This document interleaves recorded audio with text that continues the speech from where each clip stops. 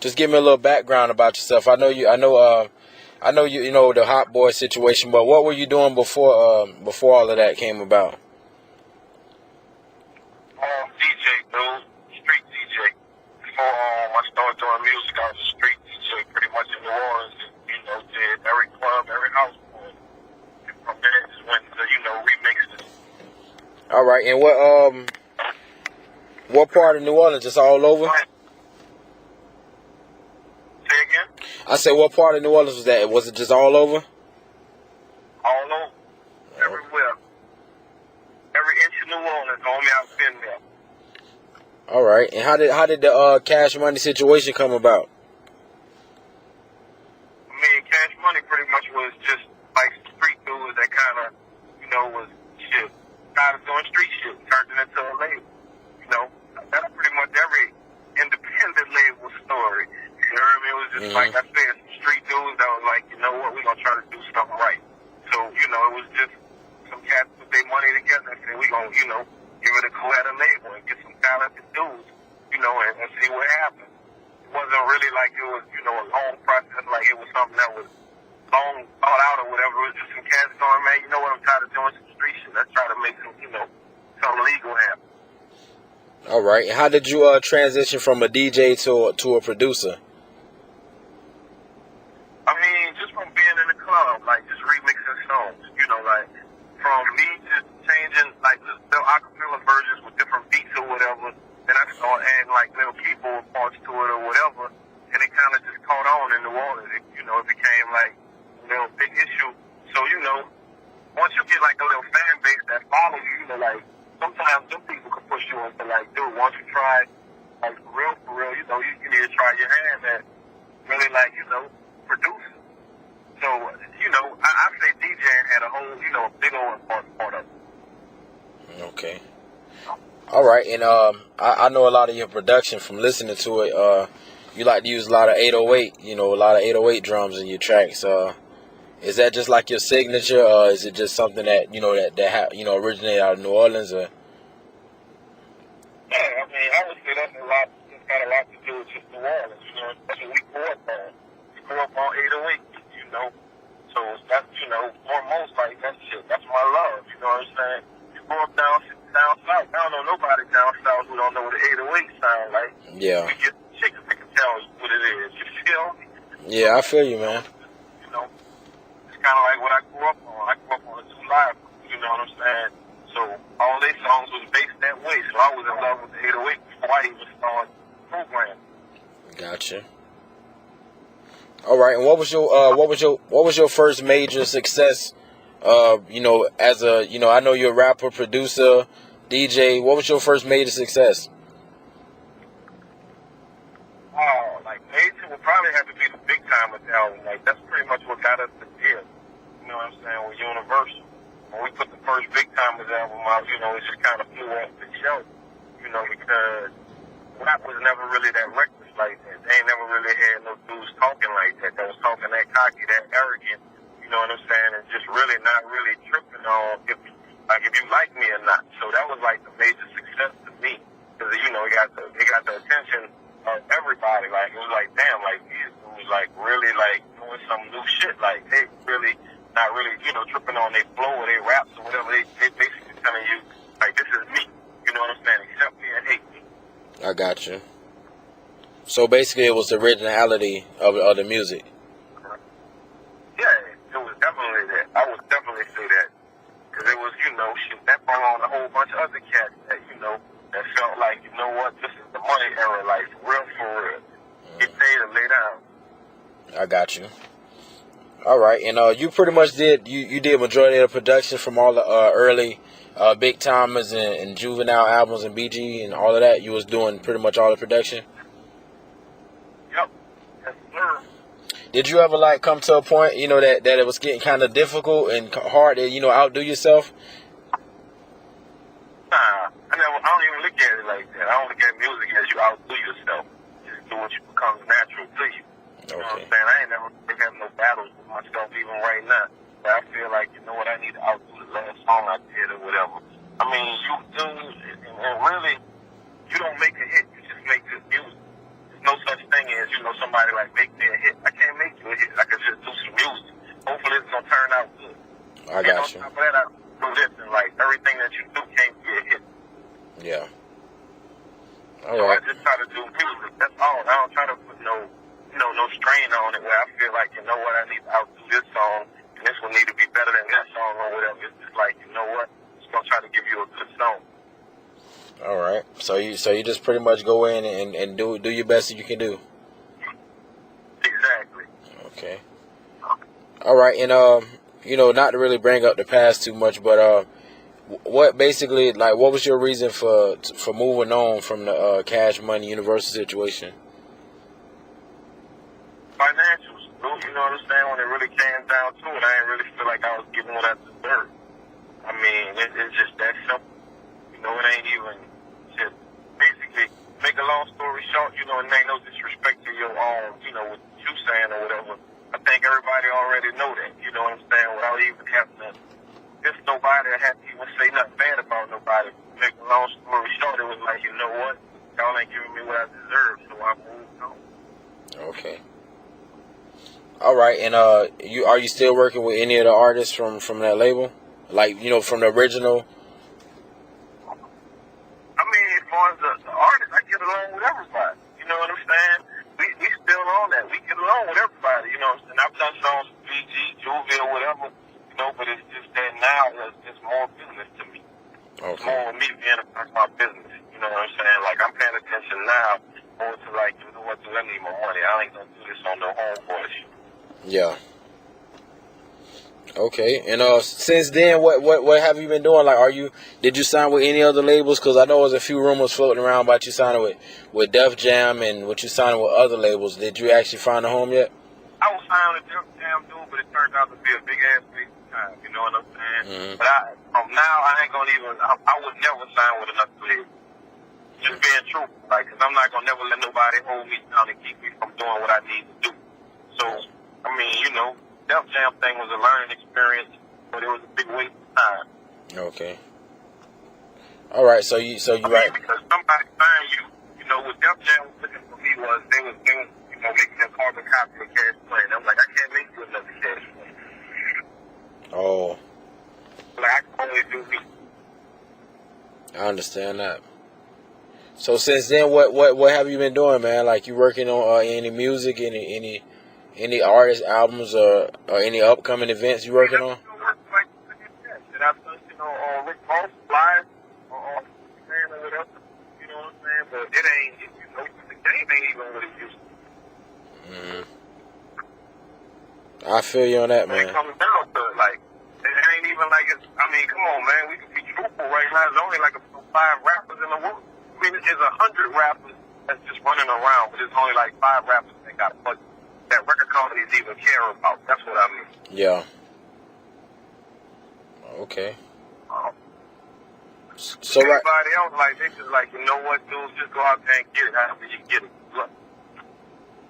So do you think the now go ahead, what you if you ain't T.I., Kanye, or one of them, ain't nobody really, I mean, Major Label ain't really checking for you. They ain't gonna put no push behind you. They just like, good luck. Make one of them little dance records that you make, and that's good.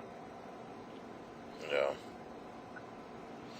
So I mean, from the time that you got into the game to where the game sit at now, you feel like I guess you feel like it's not really no good music no more. Really, it's not too many good artists. That's I guess from the label standpoint, that's worth pushing. I'm not gonna say ain't no good music, dude. You know what I'm saying? I just think that labels just don't, like, for real, nobody don't want to spend no money. Like, and on top of that, most cats copy what they hear.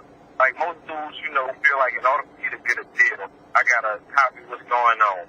I mean, even from dress code, like, it ain't no originality. The 17 rappers is dressed the same. And, I mean, the point that I'm making, if it's a new rapper, you don't even really know what he look like. You don't even know. He ain't coming to your town, you don't know what the hell he look like. Yeah. Because there's not no marketing no more. It's not nothing that gives people star quality. And what I'm saying is, think of this. You go to a club right now, everybody got a chain on. Everybody got the same hat on. Everybody got the same kind of shirt on.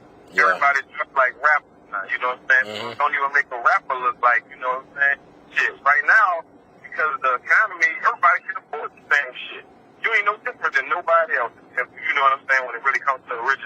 Yeah. All right. So. The nigga look like the cool dude now. The dude who got on, you know, some regular shit. He ain't got no chains on. He look like the cool dude now. Yeah. So I mean, what? I guess from your point of view, what do you feel like is the reason that everything, like besides the recession, that everything is kind of going in that direction? Well, I just think that, I mean, shit, nobody ain't got no hustle anymore. You know what I'm saying? And then nobody else saying about what they need. But as an artist, sometimes you can't count on your legs. You got to go do it yourself. If you really believe in something, you got to go do it yourself. Everybody will say, like, you know what, I ain't got nobody to push me. Well, do that shit yourself. You can't cheat yourself. Everybody wants the easy way out. The easy way out is, like, you know what? We'll make up a dance just like Soulja Boy, man. We'll be a bunch of Soulja Boys with them. And it's like, dude, I'm not saying like that's black music, but it's black when it's 18 niggas. Yeah. I understand that, man. So for you, for Mannie Fresh, are you working on any albums that you actually doing, or do you have any mixtapes that you working on for yourself? When I put Def Jam, I'm just about to start putting that shit out, dude. Oh, okay. So we can expect. I have music that I've been having forever. I'm just like, that's my motto this year. Put it out. Hold on one second, here, homie. Yeah. Hold on, man. Yeah.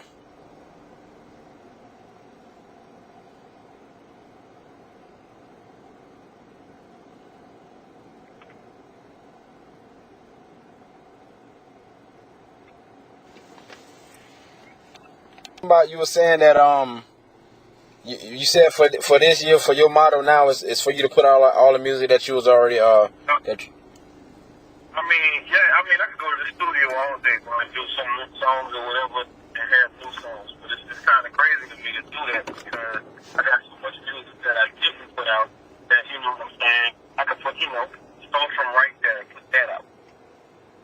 all right, and can we expect that in the form of like mixtapes or albums? I mean, you could take it for mixtapes, you know what I'm saying? I'm not going to give you a whole bunch of songs. I'm going to probably drop like a single. You know what I'm saying? At a time. So I don't know what to call that. I'm just going to say call it free music because, I mean, I don't feel like I should just sit on music. Like, you know what? Because somebody else had me in that position or whatever. So, I don't know if you want to call it mixtape or whatever you want to call it, but I'm just going to drop some music. That's all. All right, and how can we you know. What markets are you going to be targeting? Is it going to be more like website downloads, like digital, or is it, you know? Yeah, I would say more digital because, I mean, that's what's really going on right now. You know what I'm saying? But you'll still be able to pick this up from iTunes or whatever. Okay. Whatever, you know, music I distribute with deep, you know, however I do that or whatever. But at the same token, just kind of like to market a song first, you got to get it out there. So it's going to be digital. It's like doing marketing first. Like, if I get something out there, it's like getting a buzz. When you get a buzz, this shit goes, you know, shit goes sell. It's like, okay, now he's selling music. My plan, I mean, market-wise, because it's so oversaturated, is to a certain degree, you got to give away something. Yeah. All right. And you have like a website or like a Facebook or MySpace or anything where we can you know, get the updates on that? Well, it'll be on the same way I did this. YouTube, iTunes, this is 50, you know what I'm saying, all hip-hop, whatever, you know what I'm saying? That's kind of hard for me to get to them people. I got you. I never really gave people music, so now I'm giving music, so anywhere where you go at, you know, where you log on to see what's going on with hip-hop, I'll have some music on there. All right. Well, I look forward to getting some of that music real soon, man. For sure, dude. Yes, sir. Also, you know, to go back just a little bit, man, like, what you feel like separates you from, like, all the other producers out there? I mean, dude, I would probably say this. I ain't gonna say separate, but I'm hard work, dude, you know. I go to work, you know, shit, this is where I live at. I live and breathe the studio, you know, and I just feel like a lot of cats don't see music as seasonal. Music is seasonal. You know, sometimes what you doing is not going on. And I'm like, I'm willing to, like, you know, push over for a little while and let whoever's doing their little thing do their thing or whatever. I ain't mad about where the game at right now. That's not even bothering me. It's just that, you know, do I have endurance enough to say, like, you know what? I have my little spot to do my thing, you know, when it's time. Right now, it's time for something else, you know what I'm saying? And if I'm not a part of it, then I need to just sit down and let it happen how it happens. You know what I'm saying? Mm-hmm.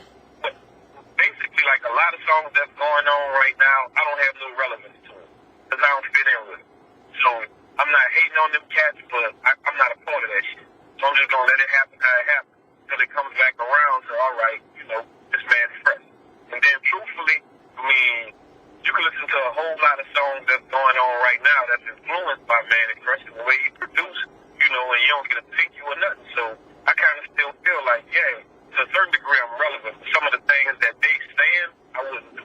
Some of the ways that they marketing themselves, I wouldn't do. Okay.